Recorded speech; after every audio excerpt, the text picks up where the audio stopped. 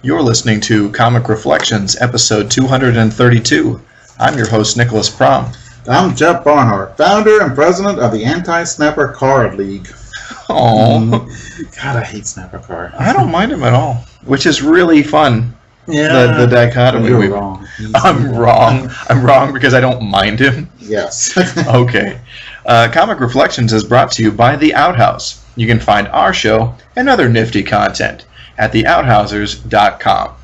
And if you enjoy this program, please subscribe to us on either iTunes or Stitcher. Okay. All right, so the first issue we're going to talk about is Justice League of America, number 7, cover dated October and November of 1961, cover art penciled by Mike Sekowsky and inked by Murphy Anderson.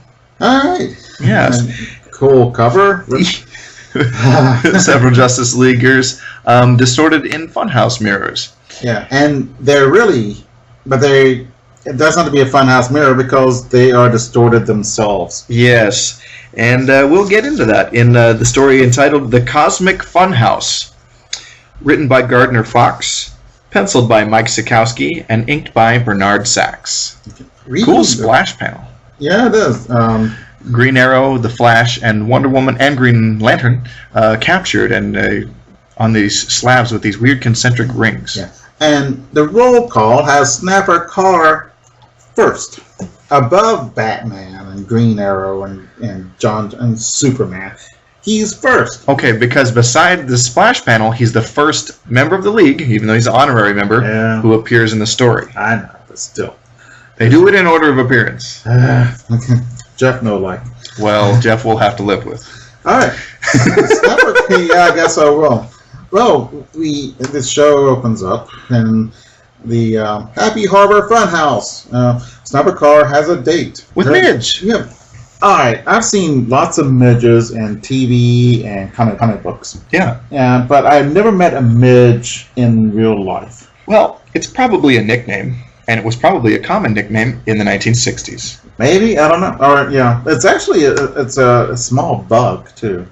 Okay. Yeah, and I think I might be short for Margaret or something like that or something. But you see it all the time. But usually Peggy is the short for Margaret, which is weird. Yeah, it is. Because that doesn't make any sense. No, it doesn't. But Midge doesn't either. Hey, neither does this story. Right. Well, actually, some of it does. Yeah. So. Which is better than most. Yeah. I was kind of bummed out that Snapper Carr has a girlfriend, but then I guess the Thing and Adolf Hitler had a girlfriend, so what can you do? Right. People have girlfriends. It's not abnormal. Yeah, it's a sort of, and a nice one too. Midge seems really nice. Yeah. All right, so they go to a fun house and they walk in. They get zapped by some ray, and they go to a planet again. Wow. Yeah, and to give Snapper his due, he does defend his girlfriend pretty well. He did not tell his girlfriend that he was a part of JLA, which kind of shocked me. So, I mean, wouldn't you try to? Yeah, I would tell, unless I was ordered not to by Superman. But right, but maybe him not telling her is to show that what a stand-up guy and not a braggart he is. Yeah, and because she's not a gold digger. Right, because. She's not looking to be with a Snapper because it's glamorous because he's a member of the JLA. She's with him because she likes him. Mm-hmm. So that's important. Yeah. And she's blind. Oh, oh my gosh. So he... Snapper's a nice kid. He's annoying as hell. He doesn't bother me, as we've established. Oh, yeah. Man, I'm becoming unglued. This is the living most. I've heard people say it's the most. Yeah. But the living most or the living end. Yeah. But to mix the two is really weird. Yeah. All right. Let's see. What is it? He puts just the JLA signal button, and everybody in the JLA comes to his rescue. And that's it. It's planet of Formal Halt, which is a real planet, and it has a zombie planet. It's a real star system, and has what is a zombie planet? It's a planet that they don't it's kind of weird, and I really didn't get a very good. They're not sure it exists or not, but it looks like it's a planet, but it may just be crossing around like it's in a planetary orbit, but it may not be actually a planet. but it's kind of weird because it doesn't show up in infrared like it's supposed to. And maybe it's like a big hunk of a planet that was destroyed by space matter or something. Maybe it's Death Star. Wouldn't that be cool? That's no moon, right? Yeah. Mm-hmm. But it's kind of cool that they actually maybe it's a Dyson sphere. Yeah. I thought that this was going to be a made-up name, but it wasn't, and I was impressed. Yeah, well, it's a Julie Schwartz book, and put a little bit of real science in, mixed in with stuff that doesn't actually work with real science. That's that's the Julie Schwartz formula.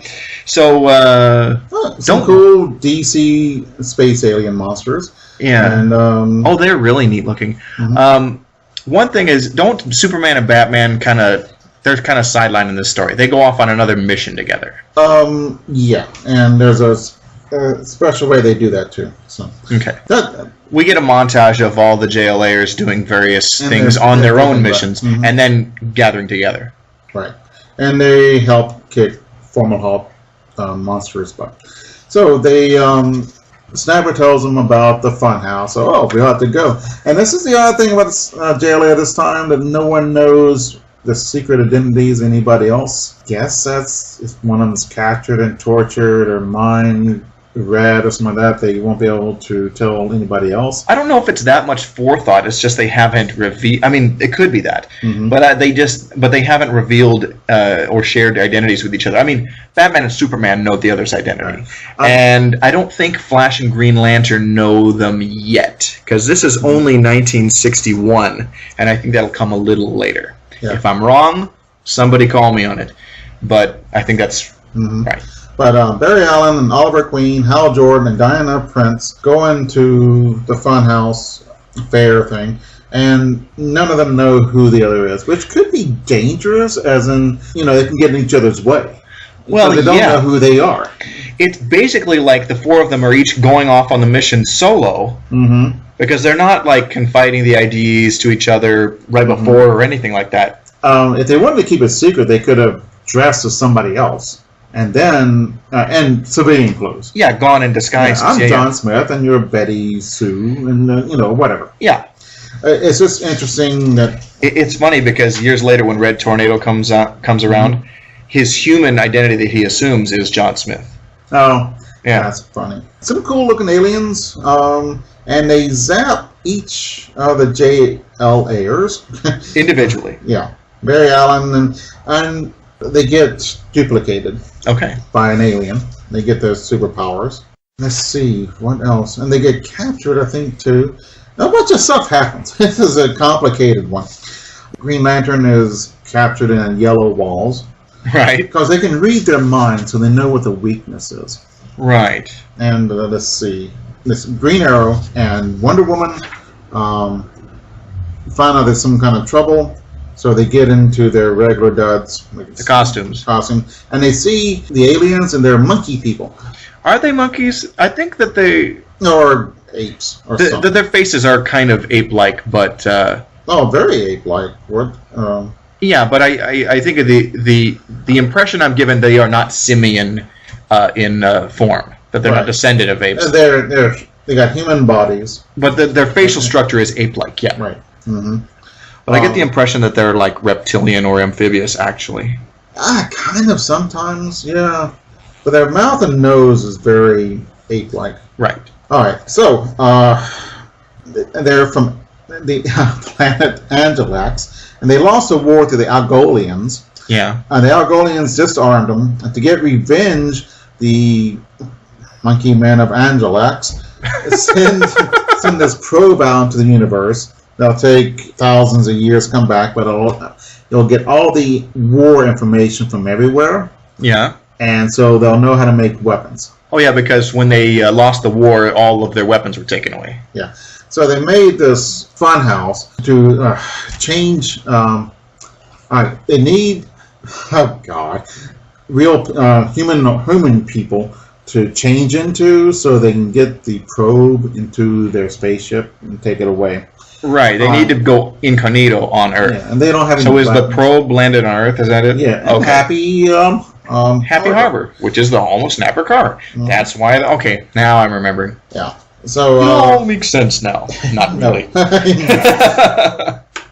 So they're changing in, but when they change into Green Lantern, they had Green Lantern powers, and Flash, they can have Flash powers and stuff like that. So the Angelax version of the Flash goes to the JLA meeting, tells Superman and Batman that, okay, what does he say? That the Weapons Master is going to deport all the Earth people and restock Earth with time criminals, which is a better plan than what we're dealing with in reality. So they got to go to another planet and fix the Weapons Master. Yeah. But it does, because he escaped, but he really didn't escape, so they're sending a wild goose chase.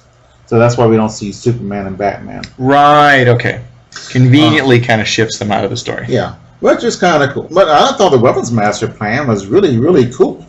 Yeah. To have a world of time criminals. They great. Yeah. Okay.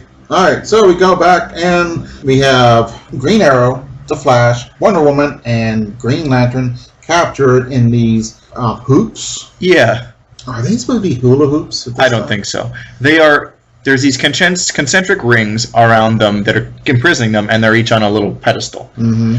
Yeah. So Green Arrow takes one of his boomerang arrows, takes the tip off, and captures. They leave. He grabs Wonder Woman's lasso, which was on the ground. Yeah, which very handy. And then, who is this? Oh, it's the Flash uses his hand and makes a suction, and he sends the. Yeah, because he spins his hand around and creates a vacuum, yeah. Mm-hmm. So they escape. So then they go into a funhouse mirror place. Hall of Mirrors. Hall of Mirrors. And here is, they change into... the distortion that is shown in the mirrors. Green Lantern, Green Arrow is short and stout. Yeah. Green Lantern's just gets really tall and his neck really long. Mm-hmm. Wonder Woman becomes a fat lady. The Flash gets these really fat feet and a big head. So it's hard for him to move. Mm-hmm. So they look around at the mirror and say, oh, wouldn't that be funny if he really looked that way? And they do. Yeah, so what's up with Aquaman in this story? Aquaman, they mention, does not have a secret identity. He's the only one in the league who doesn't. Oh, yeah. Well, it's weird. He has a name as a surface person, like he was Arthur Curry, but Arthur Curry isn't a secret identity. He doesn't have he's not a banker or anything. He doesn't have a job on the surface, so he's just Aquaman. Yeah. And doesn't wear a mask. Mm-hmm. So that's just kind of odd. But anyway, yeah, what's he doing in the story? Actually, I don't know. He comes to their rescue, yeah, right? he comes to the rescue and says, what's going on here? In fact, he's like the most resourceful member of the league in this story. Yeah, he kind of is. John Jones is sidelined somewhere else, too. Right? Yeah. I'm not sure. Yeah. Man. I lost track of him. I lost track of everybody. All right, so the four weirdos, the mirror weirdos, they have to be helped in order to do something. Like do their powers. The Flash, his legs are so big he can't get moving, so Aquaman pushes him to kind of give him a little boost, and so then he can get going. Once he's got some centrifugal force or whatever, movement, some momentum, he can move at super speed. Yeah. Wonder Woman, her arms are so heavy she can't lift her lasso, so Aquaman helps her and throws it. Mm-hmm. And she captures the bad Flash and the bad Green Lantern. And then lasso does everything else. So. Right. And then how does he help Green Lantern? Because Green Lantern can't remember anything because his head's too far away from his body, I guess. Oh, he tells... And oh, is that why? It's weird, but yeah. He... but he's like basically an idiot. Yeah. He tells him he has amnesia, or is he stupid? Or both? It just makes him dumb, and he doesn't remember that he is Green Lantern. He tells him of the Green Lantern Oath. And that makes him remember. Mm-hmm. So Green Lantern's able to use his ring, and what does he do? He fixes everything. Okay. Yeah. And they hurl him back into the old spaceship. The bad guys, the aliens. Yeah. To another 100,000-year-old sleep, and they let's see. Oh, Green Arrow uses his legs for his like a crossbow because he couldn't fire his arrows because his arms are too short. Right. Like just by using his hands. Mm-hmm. But anyway. So they get the space probe and they put it in the JLA hideaway. So how are they all restored back to their regular selves? By the Green Lantern. Oh, okay, that makes sense. And then they go back to the secret sanctuary and tell Superman and Batman and Yeah. Martian Manhunter about it. And so they fix the fun house. The fun house. And so it's normal now. Yeah. So then they all go there with their dates, and they all pass each other. They have no idea who they are. Yeah. So, which is It's kind of cool. kind of cool, but you're with somebody, and their disguise is a mask on their eyes or not having glasses on, and this is their disguise, and you're super smart and you fight and super villains who hide and all that stuff, so you're always constantly looking, is this person a super villain? Is it Right. And you don't recognize these people. That's beyond the realm of possibility. There's no way. Well, and so especially Batman, he's supposed to be the world's greatest detective. Mm-hmm. Yeah. And I think, well, Superman probably can use his X-ray vision and see everything, but I guess he doesn't. I don't know. Maybe he does know. Maybe he's just kind of in on the gag. Maybe so. You know, nobody's gonna get their IDs the information out of Superman. Right. But he may respect their privacy. Who knows? Yeah. All right, that's kind of interesting.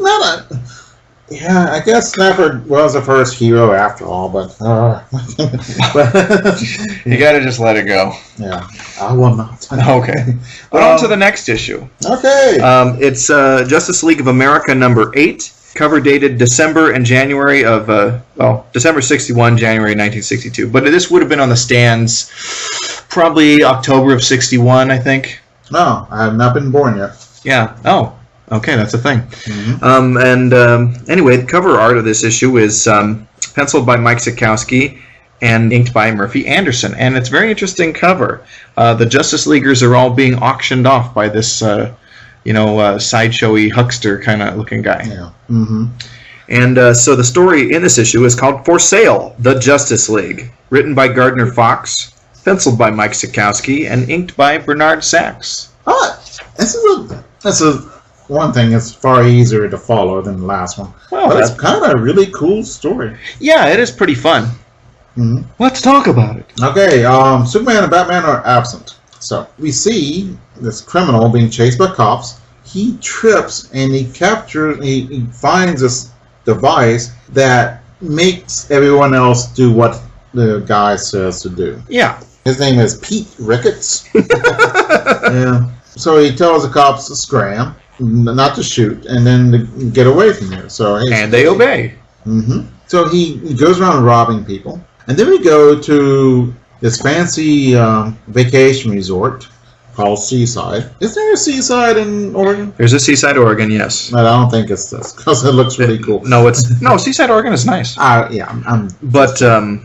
But it's not. I mean, DC likes to deal in fictional locations, so. Right. He's ahead of all the gangster mobs in America. Yeah. And they want to get the JLA out of business. And so they're going to $1 million. They're going to put all their money together. Each one is going to give $100,000. So they're going to $1 million reward for them dead. So Pete Ricketts is reading the paper, the Daily Record. I love the headline is Adam Parley. They were called parleys. I don't know. Discussions or talks or something. Well, parlay is P-A-R-L-A-Y. Parley, it means talk, but it's kind of a weird. Yeah. So.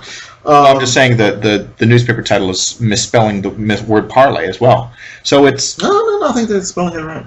No, I'm going to look it up. Okay, keep talking about the story. Okay, so he reads about the Green Lantern is going into Valdale and going to the Boys Settlement House, which I guess is... What is it? Boys Settlement House? I guess it's a orphanage or something like that type thing. So he goes and he uses the device and he makes Green Lantern do what he wants. So Green Lantern takes him to Seaside where the gangsters are and they shoot at him, and Green Lantern is told to make them stop shooting, and he does. So he talks to the gang leaders and he says, "Oh, I'll give you all a JLA for $1 million, whatever." So, and that's what he does. He has Green Lantern signal them on his JLA signal. And here they come, and all the JLA, except for Superman and Batman, come to where the gangsters are, and they are kept, and they cannot do anything. So, because they're under the power of Pete Ricketts. Oh, man. So, it's pretty cool. So, Pete has this wonderful idea. let's make, okay, you're paying me $1 million. Why don't you make up your money by making them steal for you? Yeah, which is a pretty good plan, actually. Yeah, actually. Yeah, although just shooting them would be best, or killing them whatever way you can. Yeah, get them out of the way, because these mobsters, like, they're powerful gangsters already. They've got operations. They just need the Justice League out of the way. It's greedy and stupid, actually, now that I think about it, to try to use them to commit robberies for them. Oh, but it's kind of clever on Pete's. Yeah, because him playing up as his racket, it's smart to play upon their greed. Yeah. So we had these arguments, and because they're talking about, Aquaman can steal anything in the oceans, and Flash, he can outrun everybody like crazy, and they're arguing who's the better person. So they are auctioned off like slaves in a slave market. Yeah, it's pretty cool, and it's humiliating for them. None of our heroes are happy about it. Right. I mean, they still have their minds, but they are compelled to obey. Right. And we even see some thought balloons of like, I don't want to steal, but I've been ordered to. All right. So the second chapter, Sabercar gets a letter from a Caleb West, an inventor who made a cyberneray. Right. Which is the thing that the bad guy stole, Pete Ricketts. Yeah. So Snappercar figures out that everyone has been captured by Pete Ricketts.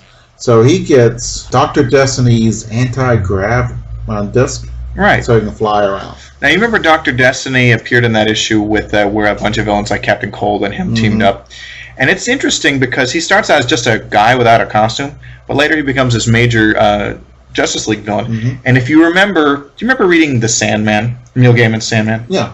Okay, remember in I think book 1 or book 2 of Sandman, there's the creepy wasted away guy with the amulet, the dream amulet or whatever, and he escapes asylum and he controls all those people in the diner and makes them kill themselves and stuff. Wow. Okay. That's Dr. Destiny. Okay. And he has a weird decades-long arc. Yeah. No, if it has anything with Neil Gaiman, it's potato.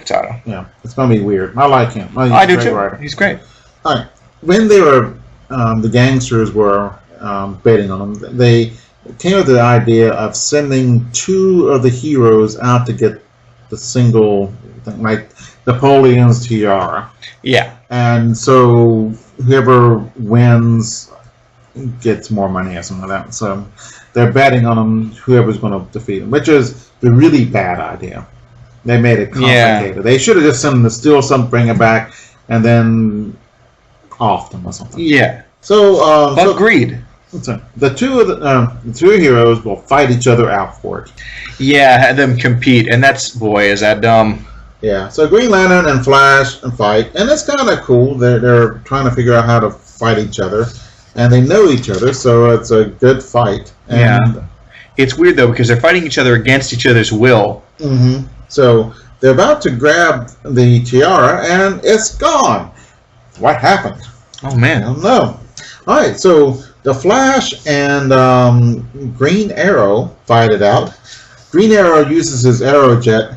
He sends down an arrow with Plumber's helper on it. Yeah, and with a plunger on it, a big suction cup. It brings up the safe, and Aquaman sends up Swordfish. What would Aquaman do without Swordfish? I think it's his most popular fish. I've seen him use Sawfish a lot too. Yeah, but and Flying Fish. I think those are like the ones he uses the most. Maybe Sawfish. It's Sharp Jaw Swordfish. Yeah. Okay, and I've seen him use big whales to move big stuff. Yeah. I think Swordfish is the most used. They're kind of cool. They are. So are Swordfish and Marlin the same thing? No. Okay.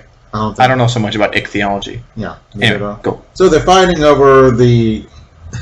There's a safe with I forgot what was in there, but something. An object they wanted. A MacGuffin. That's not really important. Yeah. But Aquaman summons a sea monster, which is rad. Yeah. Well, people think it's a myth, but it's not.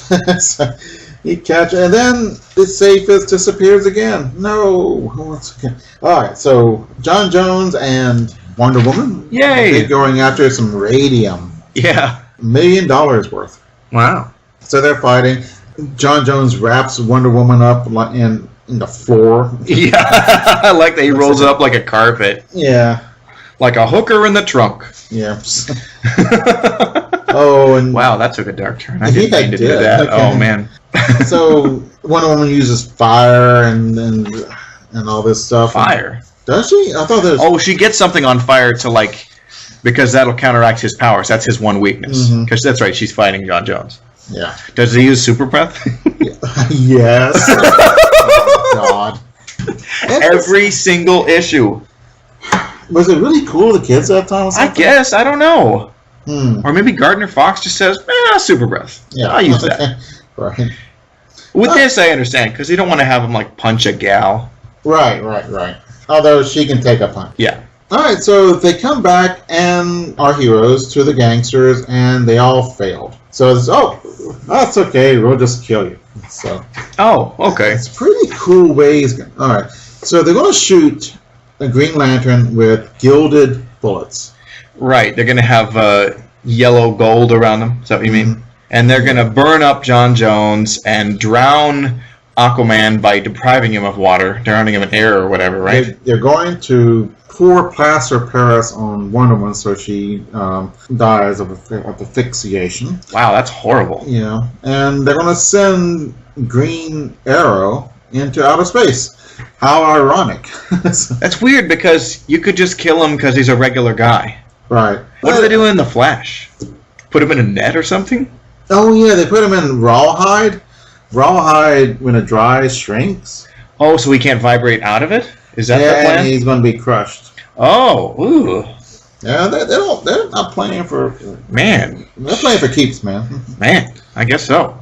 So, Aquaman saves the day by telling his flying fish, which flying fish, I think, can fly over about 20 yards. Okay, but anyway, Yeah, but it's a comic book. You know, in real life, people can't tell fish what to do either. Yeah, I do. They just don't listen. Right. So he tells them to get him a bunch of water, and he pours it over John Jones. And John Jones uses... Super breath? Yes, okay. And he draws... Oh, it's reverse super breath, so it's a little bit different. He sucks up the oxygen so the fire goes out? He draws a rain cloud towards him. Oh, okay. Then he uses his... What is it? He uses his super Martian vision to freeze raindrops solid so they break the glass encasing Aquaman. Why couldn't he just use his super strength to smash the glass? I don't know. That's kind of dumb. It's like a roundabout way to use your powers. Yeah. But it's a good way to demonstrate that he has this power. Right. And he melts the plaster of Paris. Around Wonder Woman. Yeah. Wonder Woman saves Green Arrow. By using her golden lasso. Right. She just yanks him off with a rocket. Yeah. And Green Arrow saves the Flash. The Flash saves Green Lantern. Yeah. So, yay. the bad guys surrender. Excellent. So, Pete says, well, what happened? Snapper Carr snagged the... The Cyberno Ray. I Yeah. think that's what it was called. I think that's how you pronounce it. Yeah. That sounds good. I try. So, yeah. Thanks. Okay. Snapper Carr was the guy who stole everything else, so the heroes wouldn't steal anything. Which... Oh, wait, how did Snapper get in to do all those things? Because the anti-grav disc. Oh, that's right, that he stole from Dr. Destiny, or it was in the JLA's trophy room. Yeah. Here's the thing. Go ahead. Go ahead, yourself. Well, why don't, since Snapper's a member of the League in good standing, even though he's just a kid or whatever, why don't they use objects that they've gotten from villains they've defeated to kind of give him powers and stuff so that he can fight alongside them all the time? Yeah, right. Because they secretly hate him like everyone else. Oh, wow! Yeah, that's a good question. He could, and I'm thinking that's how Booster Gold kind of got his powers. He was a guy in the 24th century, and he stole a Legion flight ring from a museum and stuff, and then he traveled time, and he stole the Rip Hunter Time Master's time machine and traveled back to the 20th century to become a superhero. All right. So, but I'm thinking like various objects he just gathered together to make himself a superhero. Yeah. They could do the same thing for Snapper. Right. But he does save the day, and I'll give Snapper his due. That was pretty cool. Yay! And he's blushing because everyone's praising him. Yay! That's good. Snapper was resourceful. He saved the Justice League. Yeah, indeed. And Jeff still hates him. Yes, I do. Man. So, the last issue we're going to talk about is what? Here's what I was going to say. What's the big deal? Why don't you let them steal it? They can. The superheroes will take it back. Why? You couldn't let them steal anything? I don't know. I think it was so that because the heroes coming back as failures kept the mobsters from just sending them out to steal more stuff every time. Yeah. And then they're like, you know what? These heroes are no good. We got to kill them. And then it served the plot to have them get out of it. And no one's going to say boo to them, to Wonder Woman for, you stole this. Hey, but I was under the incinerator ray, made me do this. Okay, case dismissed, Right. All right. Okay. Okay, so the next and last issue we're going to talk about today is Justice League of America number 9, cover dated February of 1962. Cover art penciled by Mike Sekowsky and inked by Murphy Anderson. And the story inside is called The Origin of the Justice League. Their 12th published story overall. We finally get an origin. Mm-hmm. They had the 3 issues in The Brave and the Bold. This is their 9th issue. We get the origin. Right. And I think these days we tend to think, especially a superhero team, you're going to get the origin first issue. Right. But even in the Golden Age, the Justice Society never had an origin story in all their adventures. Yeah. They didn't get one until the late 70s in the very final issue of DC Special, written by Paul Levitz and art by Joe Staton. My memory, yay! But anyway, this story was written by Gardner Fox, penciled by Mike Sekowsky, and inked by Bernard Sachs, and stuff. All right, the JLA is going to have a party. So have our car. He comes in. They're cleaning up. Wonder Woman actually wearing an apron when she's cleaning up. I thought that was funny. No one else is, but well, because she's a gal. Mm-hmm. Yeah. Okay. I guess women did wear aprons when they cleaned because they didn't have that many clothes back then, and that's why. Right. So you don't get your clothes dirty. Mm-hmm. And so we see all of them cleaning up. Yeah, Superman's helping out too. So Superman could have just done it all, by himself in about a minute. And so could the Flash. Yeah, but he'd still have to actually do the stuff. Right. But housework isn't that hard. It just takes a long time, and I'd rather be doing something else. But if I could do it and clean the house and everything in 5 minutes, it'd be no problem. And it's done. Yeah. But anyway, it's nice to have this panel, cue up your 80s montage, cleaning up stuff music while we see the Justice League. You know what I mean? Yeah. I'm really thinking of Breakin' 2 Electric Boogaloo when they cleaned up the youth rec center. Oh, okay. Remember? I did not see that. Oh. Okay. So our favorite Martian, John Jones. Yeah, he not what's his name? The actor Ray Walston. Yeah, Ray Walston. Love Ray Walston. Yeah. Mr. Hand, you dick. What? Come on, Fast Times at Ridgemont High. Oh, try to keep up with me, Jeff. Okay. I was thinking of he's one who sang "There's Nothing Like a Dame" and South Pacific. Ray Walston's in that? Yeah. I don't know if I've seen that movie. Oh, it's a fun movie. Okay. Is that the one with Nothing Like a Dame? Isn't that the one with Frank Sinatra? No.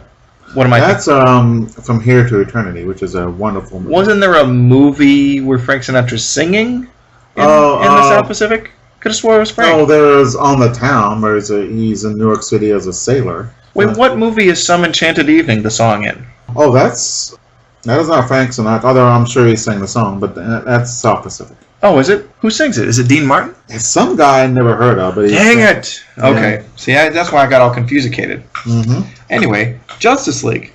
All right. They're eating cake at the secret sanctuary. How did this start? Now, John Jones says he was... Wait, stop for a sec. Who's he saying to? How did the Justice League get together? I guess so. And they're going to tell Snapper and Green Arrow because they don't know the story. Okay. They were the only ones who weren't there. There we go. So, John Jones is checking out things, and these people are turning into stone. Man. So, he tries to figure it out, and says, oh, here's this big stone guy making people into stone, so... Well, that's not okay. Yeah. Okay, so, there is this guy, these aliens from Appalachians, causing trouble. The Kalar of Apalax, as you already know, died. Right. And so, in order to find a successor, Kalar, they send these people. Now they're all from the same planet, Apalax. Yeah. And They look different, though. They have different powers. are they all different races from the same planet, or are they all just super beings with different abilities? We on don't their know. planet? Okay. So they're sent to a planet, Earth, and whoever wins is pronounced Kalar, which is a dictator or king Yeah. in Appalax. So they got to compete with each other or something on Earth? Mm-hmm. Okay. And this is explained by telekinesis or whatever to Telepathy? telepathy. Yeah. There we go. Telekinesis is moving objects with the mind. I just saw Firestarter yesterday, and that's Oh, did you? yeah. Again, but I've never seen that, actually. it's a fun movie. Yeah, is that Drew Barrymore, right? She's the little girl? Yeah, okay. And George C. Scott. Oh, I love George C. Scott. Yeah. And he's good too. He's great in The Omen 3. Or not Omen 3, excuse me, Exorcist 3. I didn't see that one. That one is pretty standalone. You don't have to have seen the other stuff. It connects, but No, I know the second one is one of the worst movies ever made. it was entertaining, but it's bad. And it's just kind of bloated and like you're missing a lot of the things that made the first one terrifying. Yeah. It's kind of overblown and full of big stars, and it's weird. But Omen 3 or Exorcist 3, God, with George C. Scott is very good. Okay. So, John Jones fights against a big rock monster, and he figures out where the rock monster read John Jones' mind, but John Jones actually read the rock monster's mind too. Because the rock monster didn't know that John Jones had telepathy. Mm-hmm. John Jones had that edge. So he figured out where the weak spot, and he slugs it. Yay! Yep. All right. Aquaman has a fish tell him that someone's turning everybody that some being is turning everybody into glass Under the sea. So Aquaman goes after him, and he fights this amphibious crystal being, which is really weird looking. And he's in the Indian Ocean, so he gets a lot of weird fish. Sure. There's Indian triggerfish, Australian ceratodus, the coffer, and the gurnard, which I had never heard of any of those. There are other fish. It's not that important. There's a lot of fish in this. There are. So he uses, a lot of them make sounds, like the drumfish, and they breaks open the alien after a big long fight, and Aquaman wins. Okay. Oh, I forgot. John Jones, in the Carolinas, there's something going on. John Jones comes there, and he's turned into a tree. Oh, yeah. So Aquaman wins, and he goes to Carolina, and it's turned into a tree. Oh, man. Wonder Woman is fighting this Mercury person on Paradise Island? Paradise Island. And come on, where is she from? Yeah. Is this implied that this is what brought her to the world of man? No. Oh, okay. She sees a meteor in some kind of TV screen. Okay. I better go see what's going on. So Wonder Woman, sees the comet? Yeah, it's her. She goes to the island, and everyone's turned into Mercury. Oh, man. So she fights and uses her magic lasso and spins it around and kills it. So and then she goes to Carolinas and gets turned into a tree. Now, what's drawing them to Carolina? Another comet, another asteroid, or whatever. Okay. Okay. So Green Arrow is attacked by what? A yellow bird. Green Lantern. Green Lantern. Excuse me. God, too many greens. So there's two. I know, one too many. It's confusing. Wow. But it's always got to be a yellow bird. So. Well, it has to be something yellow because due to a necessary impurity in the power ring, it cannot affect anything colored yellow. Mm-hmm. They had to give him a weakness. Right. Otherwise, he'd have like just flawless godlike power. Because you can do anything with it. Right. So he has trouble. So he uses. So the rain, of course, cannot affect the bird. So he gets thunderclouds and makes it rain and hail. It looks like and hail. Then he brings it under Victoria Falls in Africa. Okay. And he freezes it, and it. Oh, he gets it to follow him and go under the falls. Yeah. And then he freezes the falls and right. trapping the bird. Mm-hmm. Okay. Now the bird is one of those beings from another planet. They all seem a lot of them are like a different like elemental kind of thing going. Right. Mm-hmm. And so there's a fire being. Yeah. That the Flash has to deal with. Right. And the Flash has trouble with it, but he figures out, I just get rid of the oxygen, and he goes out. And it works. Yeah. But Green Lantern and the Flash go to the Carolinas to follow the other meteor or whatever. Yeah, Carolinas don't cotton to uppity Yankees coming in with their superpowers. Well, you're from North Carolina, right? Yeah. Well, General I know Claghorn. what I'm talking about. Well, General Claghorn would probably call you a Yankee because it's got North in it. You're right. Mm-hmm. Yeah. You ever seen those? I've listened to some of the radio shows. I haven't seen them. That's pretty TV, fun. but.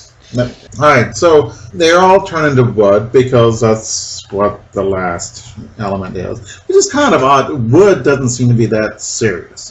Fire and mercury. Yeah, I mean, wood is you can break it or whatever. Set them on fire and all that. Yeah. Stuff. So, but they're all trees now. Mm-hmm.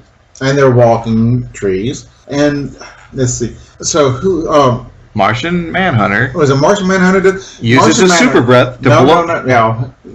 He rubs the ring, which is covered in tree. Green Lantern's ring? Yeah. He rubs off so the ring is visible. Okay.